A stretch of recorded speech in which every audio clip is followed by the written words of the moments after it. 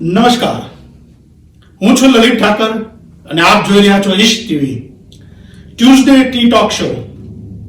જી હા, અવનવા વિષયો સાથે, અવનવી માહિતી સાથે, કોમ્યુનિટીને ઉપયોગી થાય એવી અવનવી રસપ્રદ વાતો સાથે જીટીએના જાણીતા એક્સપર્ટ લોકો ઈશ ટીવીમાં આવે છે અને આપને એનાથી માહિતીથી રૂબરૂ કરાવે છે. ફેબ્રુઆરી 2021 મહિનો શરૂ થઈ ગયો છે. 2020 કોવિડ-19ની મહામારીથી આપણું પસાર થયું, ઘણી બધી તકલીફો વેઠી. વર્ષ પૂરું થયું એટલે વાત આવે ટેક્સની. વિવિધ પ્રકારના અલગ અલગ ફિલ્ડના અલગ અલગ લોકોએ personal tax, corporate tax, business tax, self employ tax, commission મેળવતા હોય તો એના ટેક્સ, એવા ઘણા પાસાઓ સીઆરએ અત્રે ઉપસ્થિત છે. સીઆરએની વેબસાઇટ ઉપર, સીઆરએની સિસ્ટમમાં, જેને આપણે ફોલો કરવાના હોય છે. પરંતુ આપણે એ માહિતીથી એટલા બધા માહિતગાર નથી. ઘણીવાર આપણને મૂંઝવણ થાય છે કે આપણને આપણી ભાષામાં જો કોઈ માહિતી ઉપલબ્ધ કરાવે તો સમજવામાં ઘણું બધું સરળ થાય અને આપણે ભૂલોને અવોઇડ કરી શકીએ. જી હા મિત્રો, આપણી સાથે ફરી એક વખત ત્રિવેદી એસોસિએટના જાણીતા ટેક્સ કન્સલ્ટન્ટ શ્રી ઉપેન્દ્રભાઈ ત્રિવેદી યાની યુટી ઈશ ટીવીમાં ઉપસ્થિત છે. એમની પાસેથી થોડી આપણે વાતો જાણીએ. ઈશ ટીવીમાં ઉપેન્દ્રભાઈ, તમારું ખૂબ ખૂબ સ્વાગત છે. Thank you Lalitbhai. સૌથી પહેલા તો તમને આ અલગ અલગ ટોપિક ઉપર ટોક શો ઓર્ગેનાઇઝ કરવા માટે ખૂબ ખૂબ અભિનંદન. Thank you Upendrabhai. સર્વપ્રથમ આપણે વાત કરીએ પર્સનલ ટેક્સની. આપણને T1 તમારે સબમિટ કરવાનું એવું સાંભળ્યું હોય છે, પણ જે લોકો એકાઉન્ટથી રિલેટેડ ના હોય, ટેક્સથી રિલેટેડ ના હોય, એને પહેલો જ સવાલ આવે કે આ T1 શું, પર્સનલ ટેક્સ શું? તો એના વિશે થોડો પ્રકાશ પાડશો? ભાઈ, જેવી રીતે આપણા અગાઉના એપિસોડની અંદર મેં તમને T1 ફાઇલ કરવાની રિસ્પોન્સિબિલિટી માટે જણાવ્યું હતું. કેનેડાની અંદર આવતા દરેક વ્યક્તિએ પોતાનું ઇન્કમ ટેક્સ રિટર્ન, ઇન્કમ હોય અથવા તો ના હોય, બરાબર, તો બી એને સબમિટ કરવાનું જરૂરી છે. બરાબર છે. એટલે T1 જનરલ ની અંદર તમારો કરંટ એડ્રેસ, 31 ડિસેમ્બરની રેસિડેન્સી, આ તે બધું હોવાને કારણે તમારા જે ગવર્મેન્ટના જો ઇન્કમ નથી તમારે તો બી ફાઇલ કરવું જરૂરી. એટલા માટે છે કે T1 ની સાથે સંકળાયેલા બીજા બેનિફિટ્સ, દાખલા તરીકે child tax benefit, HST benefit, પછી ઓન્ટારિયો ટિલેમ ટેક્સ બેનિફિટ, જો T1 ફાઇલ ન થાય તો આ લાભથી વંચિત રહી જાવ તમે. બરાબર. એટલે T1 ફાઇલ કરવું જરૂરી છે, બરાબર, દરેક દરેક વ્યક્તિએ 16 વર્ષથી ઉપરના. ઓકે, એ પર્સનલ ટેક્સ માટે. અને જે T4, T4A, T5 એ શું છે બધું? T4, T5A, T4A, T4OAS, આ બધી સ્લિપ્સ એ તમારા આખા વર્ષની ઇન્કમનું પ્રમાણપત્ર છે, જે દરેક એમ્પ્લોયરે ઇસ્યુ કરવાનું હોય છે. ઇન્વેસ્ટમેન્ટ કર્યું હોય, ડિવિડન્ડ આપ્યું હોય તો એ લોકોએ ઇસ્યુ કરવાનું હોય કે જ્યાં તમે એનું ઇન્વેસ્ટમેન્ટ કર્યું. T1, T4, T5A, T4A એ T1 ની અંદર આવરી લેવાનું હોય છે. પ્લસ એ જે T4, T4A તમારી ઇન્કમનું સર્ટિફિકેટ છે, બરાબર, જે તમારો એમ્પ્લોયર આપે છે કે ભાઈ તમે XYZ અમાઉન્ટ તમે આટલી આખા વર્ષ દરમિયાન અમારી સાથે કામ કરીને અર્ન કરી છે અને એનો ટેક્સ આટલો કાપેલો છે. બરાબર. એટલે આખી બધી ડિટેલ હોય જે તમને વર્ષ દરમિયાન તમે શું શું કર્યું છે અને દર વર્ષે ઇસ્યુ થતી હોય છે. અને મારે એવું મને જો ખ્યાલ છે કે એ માહિતી સીઆરએમાં પણ જતી હોય છે. જો તમે કોઈ મિસ કરી ગયા હોય તો એનું કોઈ વખત તમને નોટિસ કેવું કંઈક આવે છે કે ભાઈ આ તમારી ઇન્કમ બરાબર નથી. હા, એટલે એની અંદર એવું છે કે અહીંયા કે કેનેડામાં દરેક વ્યક્તિ પરમનન્ટ જોબ વાળી નથી. બરાબર. ઘણા લોકો એજન્સી થ્રુ કામ કરતા હોય. હવે 4-5 એજન્સી સાથે એમનું રજીસ્ટ્રેશન હોય. મહિનો એક એમ્પ્લોયર સાથે કામ કરું, બીજા એમ્પ્લોયર સાથે. વર્ષ આખરે એ લોકોને જ ખબર નથી હોતી કે આપણે ક્યાં ક્યાં કામ કર્યું. બરાબર.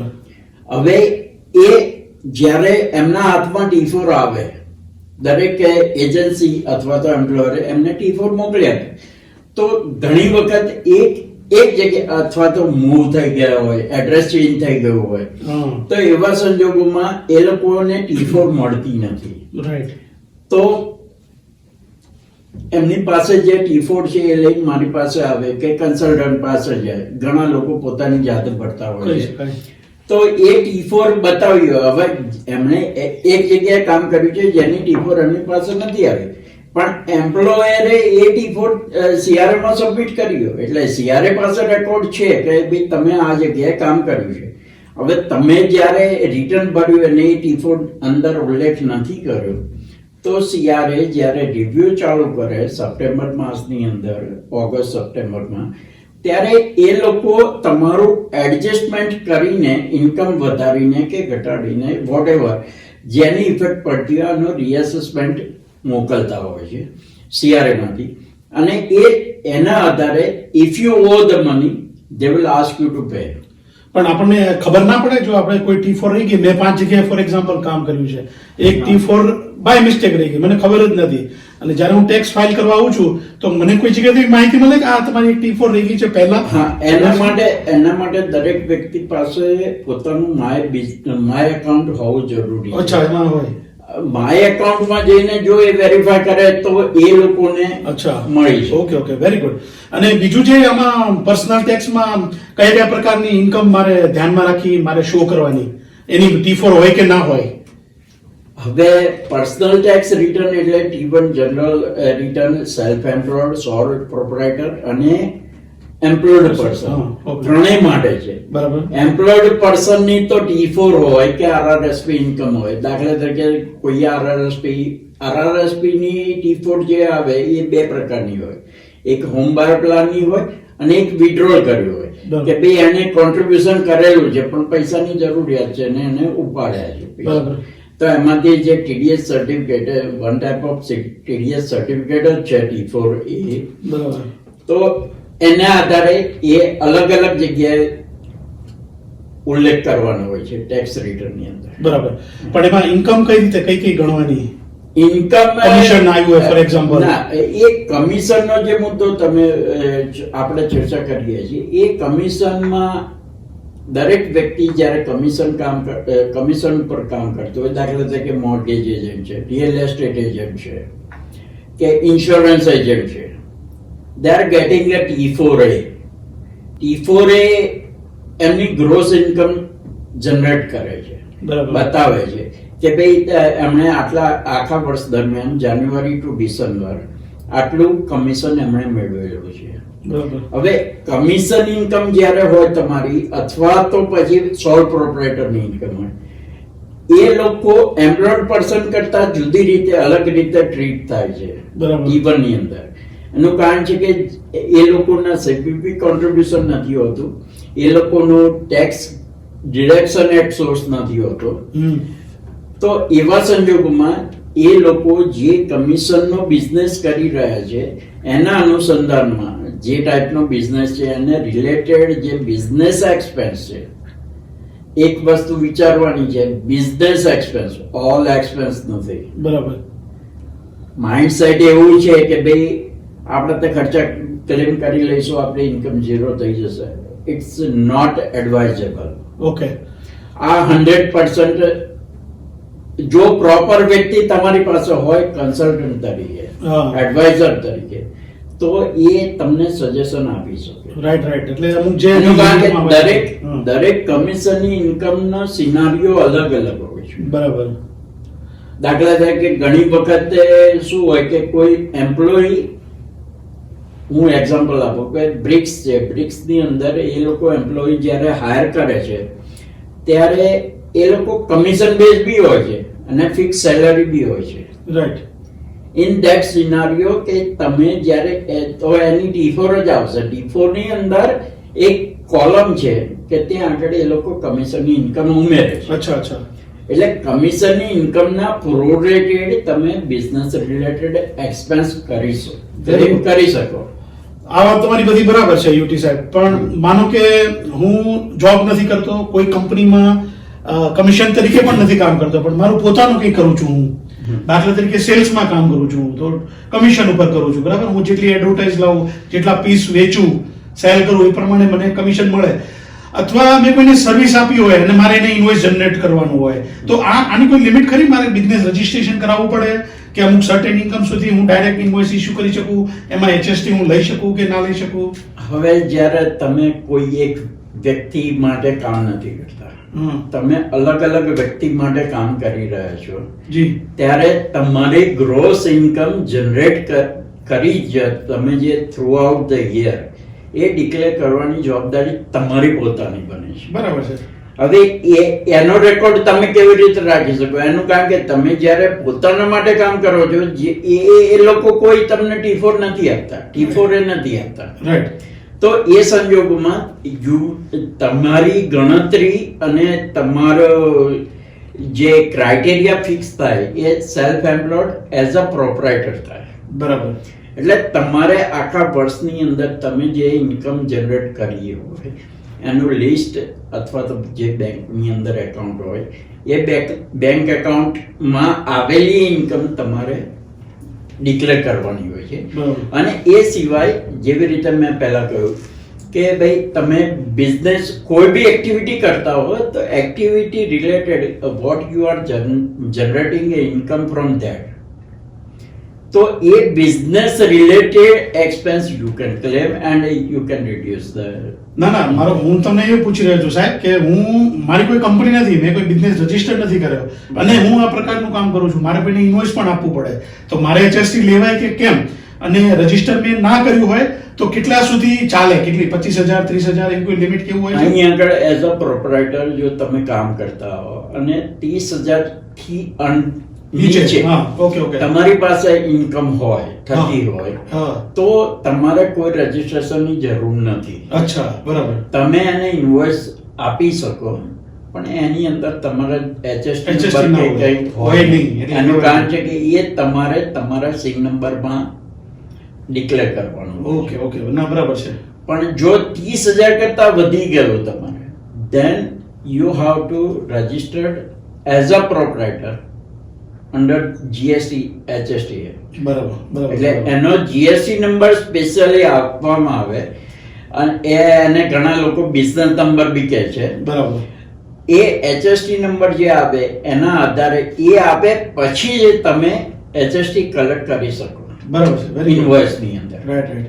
બીજું મેં કેવું સાંભળ્યું હતું, આ બધા જે પ્રપોઝલ ને બધું જે આવતું હોય છે કે વર્ક ફ્રોમ હોય તો કંઈક $2 મળે ને મેક્સિમમ $400 મળે, એ શું છે? એ અત્યારે આ ડ્યુ ટુ કોવિડ જે ગવર્મેન્ટે બધાને વર્ક ફ્રોમ હોમ અને ફેસિલિટી આપેલી છે, દરેક એમ્પ્લોયને પોતાની સેફટી, એમ્પ્લોયની સેફટી માટે થઈને જે બેનિફિટ આપ્યો છે કે ભાઈ you can work from home. Right.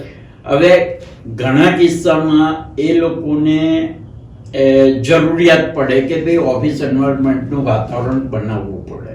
Right. તો જ એ લોકો કામ કરી શકશે, નહીંતર એફિશિયન્સી નહીં આવે. બરાબર.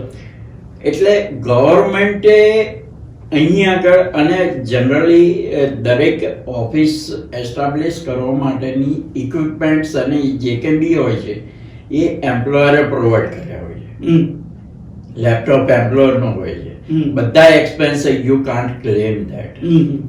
એટલે ગવર્મેન્ટે એક ક્રાઇટેરિયા નક્કી કર્યો છે કે ભાઈ $2 per day.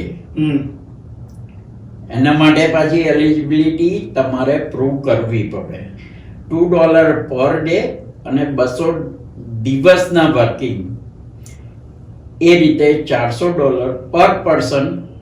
$400 they can claim as a employment expense. વર્ષના કે મહિના? વર્ષના. ઓકે. 200 દિવસ એમણે કીધેલા છે. Okay. 200 days. 200 days multiplied by 2 એટલે 400 maximum 400 પર પર્સન ટેકનિકલી. એની અંદર ઘણી વખત કેવું હોય કે હસબન્ડ વાઈફ બંને ઘરેથી કામ કરતા હોય પણ એ ક્લેમ બંને માટે ઇન્ડિવિડ્યુઅલ છે, એટલે બંને લઈ શકે. ઓકે. બીજું સાહેબ, આ બધાની જે ડેટ હોય એ બધી ફિક્સ હોય છે. હવે ફેબ્રુઆરી આવ્યો એટલે બધું શરૂ થઈ જશે. RRSP ની કંઈક 1 માર્ચ કેવું છે ને કંઈ? હા, RRSP ની અંદર જો તમારે જાન ટુ ડિસેમ્બરમાં બેનિફિટ લેવો હોય કોન્ટ્રીબ્યુશનનો, તો તમારી પાસે બે પે પીરિયડ એ લોકોએ બે પીરિયડ ડિવાઈડ કરેલા છે, માર્ચ ટુ ડિસેમ્બર અને December to January to 1 March. Okay. એટલે 1 માર્ચ સુધીનું જે કંઈ બી કોન્ટ્રીબ્યુશન હોય એ લેટ્સ તમે ફર્સ્ટ 28 ફેબ્રુઆરી કરંટ 2021માં લીધું, RRSP કોન્ટ્રીબ્યુટ કર્યું, યુ કેન ક્લેમ ધેટ એ કોન્ટ્રીબ્યુશન ફોર 2020 યર. બરાબર. એટલે એની છેલ્લી તારીખ 1 માર્ચ આ લોકો. બરાબર. ઓકે. 90 ડેઝ. અને બીજી બધી જે આ personal tax, business tax, corporate tax એ બધાનો પેલું પીરિયડ કેવો હોય છે? પર્સનલ ટેક્સ ના રિટર્ન સબમિટ કરવા માટે લાસ્ટ ડેટ 30th એપ્રિલ હોય છે. 30 એપ્રિલ. બરાબર. અને જે લોકોને ટેક્સ ભરવાનો થતો હોય એ લોકોએ 30મી એપ્રિલ પહેલા ટેક્સ પે કરી દેવો પડે. અચ્છા. અધરવાઇઝ એ લોકો લેટ પેનલ્ટી, ઇન્ટરેસ્ટ જે કે બી એપ્લિકેબલ હોય એ CRA ચાર્જ કરીને નોટિસ મોકલે. ઓકે. અને કોર્પોરેટ નું જે ભરવાનું હોય છે એમ? કોર્પોરેટ આખી વસ્તુ જુદી છે. અચ્છા. પણ આપણે અત્યારે પર્સનલ ટેક્સની વાત કરી રહ્યા છીએ. હવે સોલ પ્રોપ્રાઇટર હોય કે સેલ્ફ એમ્પ્લોયડ પર્સન હોય એ લોકો માટે રિટર્ન સબમિટ કરવાની તારીખ 15 જૂન છે. અચ્છા.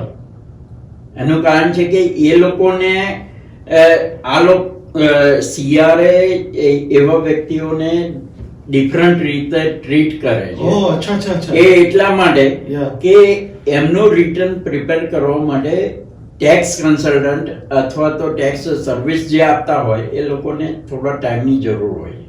એનું કારણ કે એમનું સ્પેશિયલ 21-25 કે જે એમની ઇન્કમ છે એની સાથે એ બિઝનેસ રિલેટેડ એક્સપેન્સ વેરીફાઈ કરવાના, એમને ફાઇનાન્શિયલ બનાવવાનું.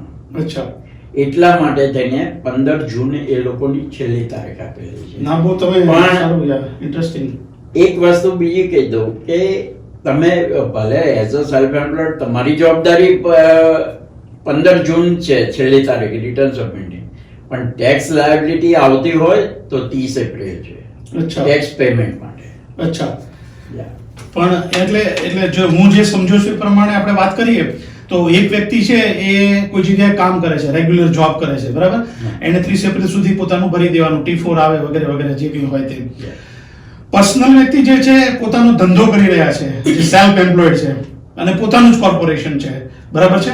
એ લોકોએ જે એમાંથી ઇન્કમ લે છે, હા. એક તો કોર્પોરેશન પોતે ઇન્કમ કરે છે, કંપનીએ દાખલા તરીકે 10 લાખનો પ્રોફિટ કર્યો કે 5 લાખનો પ્રોફિટ કર્યો અને એમાંથી પોતે સેલરી લેતા હોય 50,000 કે 60,000, તો એ બંને વસ્તુનો ટેક્સ અલગ અલગ થાય. હા, એ બંને વસ્તુ અલગ છે. અચ્છા. એ ઘણું બધું કોર્પોરેશનનો જન્મ અલગ એન્ટિટી છે, કોર્પોરેશન એન્ટિટી જ અલગ છે. બરાબર. જેવી રીતે લલિતભાઈ, હા. ઉપેન્દ્રભાઈ, હા. પણ ઈસ્ટ ટીવી એ સેપરેટ એન્ટિટી છે, બરાબર. એ ક્રિએટેડ એન્ટિટી છે અને એના રૂલ્સ રેગ્યુલેશન અલગ છે. બરાબર. હવે સપોઝ હું તમને એક એક્ઝામ્પલ આપું કે ઈસ્ટ ટીવી છે, ઈસ્ટ ટીવીની અર્નિંગ જે કે બી થતી હોય તો એ ઈસ્ટ ટીવીની અર્નિંગ છે, લલિતભાઈની નથી. બરાબર. એટલે એને ઈસ્ટ ટીવી નો બી ટેક્સ ભરવાનો. હા. એમાંથી લલિતભાઈ અને લલિતભાઈ જે કે બી ઇન્કમ વિડ્રો કરે એમાંથી એની T4 બને એ એઝ અ સેલરી તરીકે. એઝ અ સેલરી તરીકે. અને લલિતભાઈ એમના પર્સનલ ટેક્સ માટે એઝ અ એમ્પ્લોયડ પર્સન એ માટે જવાબદાર. પણ મેં કોર્પોરેશન માંથી ટેક્સ ઉઠાવ્યો, પ્રોફિટ ઉઠાવ્યો ઈસ્ટ ટીવી માંથી. હા. મેં મારી 25,000 કે 30,000 સેલરી મેં લઈ લીધી, બરાબર? કોર્પોરેશને 1 લાખનો પ્રોફિટ કર્યો. હવે એમાંથી મેં 25,000 પ્રોફિટ મેં લીધો as a director, as a president. તો એનો ટેક્સ પાછો ત્રીજી વસ્તુ થઈ ગઈ. ના, એની અંદર બે વસ્તુ છે કે ઈસ્ટ ટીવી નો $1,00,000 નો પ્રોફિટ હોય એમાંથી 25,000 તમે એઝ અ સેલરી લીધા કે એઝ અ ડિવિડન્ડ લીધા, એ પાછું બે વસ્તુ છે. પ્રોફિટ એઝ અ પ્રોફિટ લેવો, As a- સેલરી મેં લઈ લીધી. સેલરી લઈ લીધી, હા. પ્રોફિટ લીધો એટલે ઈસ્ટ ટીવી T5 ઇશ્યુ કરશે, ડિવિડન્ડ ડિક્લેર કરશે. અચ્છા. પણ હવે તમે એ સેલરી લીધા પછી 25,000 ઉપરાંત લીધા છે, બરોબર છે? સેલરી 50 ની લીધી, 25 બીજા વધારાના લીધા. તો સેલરીની T4 બનશે 50ની, એમાં TDS સાથે જે કે બી થશે એ થશે. બરાબર. પછી એક્સપેન્સની અંદર તો એ 50 જ ગણાશે. બરાબર. પછી જે બીજા વધારાના 25 લીધા છે એના માટે કોર્પોરેશનની અંદર પ્રોફિટ જે હોય એમાંથી ડિવિડન્ડ ડિક્લેર કરવું પડે. બરાબર. અને એ ડિવિડન્ડ T5 એની સબમિટ કરવી પડે. T5 સબમિટ કરવાની એ લાસ્ટ ડેટ 28 ફેબ્રુઆરી છે. દરેક પ્રકારની T4 એ T5 સબમિશનની લાસ્ટ ડેટ 28 ફેબ્રુઆરી છે દરેક વર્ષની. અચ્છા અચ્છા. તો એ જે થાય એ તમારા પર્સનલ ટેક્સ જ્યારે ફાઇલ થાય ને એની અંદર એ ડિવિડન્ડની T5 તમારે ડિક્લેર કરવી પડે ને જે કંઈ ટેક્સ થતો હોય એ આમાં આપવું પડે. રાઈટ. કોર્પોરેશને એનો ટેક્સ જે છે એને ભરવાનો. સમજી ગયો. હવે બીજું એક આ GST HST કે ભરવાનો હોય, પાછો આવતો હોય, એ કોર્પોરેશનમાં જ હોય કે પર્સનલમાં પણ હોય? ના, એ જેવી રીતે મેં તમને કીધું કે 30,000 સુધી કમ્પલસરી લાયબિલિટી નથી HST નંબર લેવાની, પણ જો 30,000 કરતાં તમારી વધારે ઇન્કમ હોય તો અને તમે રજીસ્ટ્રેશન ન કરાવ્યું હોય તો CRA ઓટોમેટિકલી રજીસ્ટર કરીને તમને નંબર મોકલી આપશે. અને જો તમે સામેથી વોલેન્ટરી નંબર લીધો હોય તો તમારે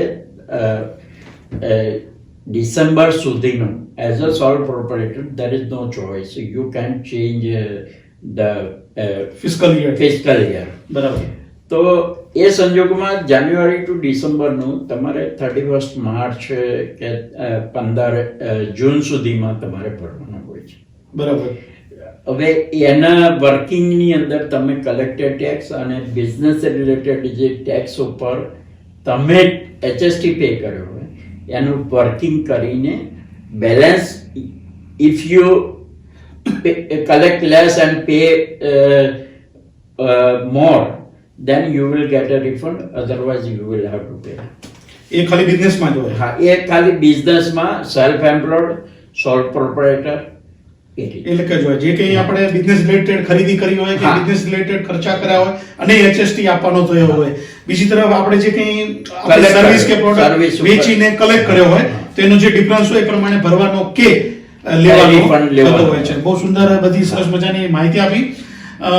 તો મિત્રો, આ હતા ઉપેન્દ્રભાઈ ત્રિવેદી એસોસિએટના જાણીતા ટેક્સ કન્સલ્ટન્ટ. આ માત્ર માહિતી હતી તમારી જાણ માટે, તમારા નોલેજ માટે. વધુ માહિતી અને ચોક્કસ ગાઈડન્સ જે તે તમારા કન્સલ્ટન્ટ પાસે કે CRA ની વેબસાઇટ અથવા CRA ના એમ્પ્લોય પાસેથી તમે મેળવી શકો છો. ટેક્સ સમયસર ભરો, CRA સાથે ચોખ્ખો વ્યવહાર રાખી પોતાની જાતને ક્લિયર રાખો. એ તમારા માટે ફાયદાકારક છે અને દેશ માટે ફાયદાકારક છે. Thank you very much. આપ જોઈ રહ્યા હતા ઈશ TV. ફરી મળીશું આવતા મંગળવારે ટ્યુઝડે ટી ટોક સાથે એક નવા વિષય સાથે. જોતા રહો ઈશ TV. મંડે મ્યુઝિક મસ્તી 8 વાગે, ટ્યુઝડે ટી ટોક 8 વાગે અને ફ્રાઈડે હેડલાઇન સમાચાર, ફ્રાઈડે 8 o'clock. આપના સાથ અને સહકાર બદલ હું લલિત ઠાકર હૃદયપૂર્વક ખૂબ આભાર માનું છું. Thank you very much.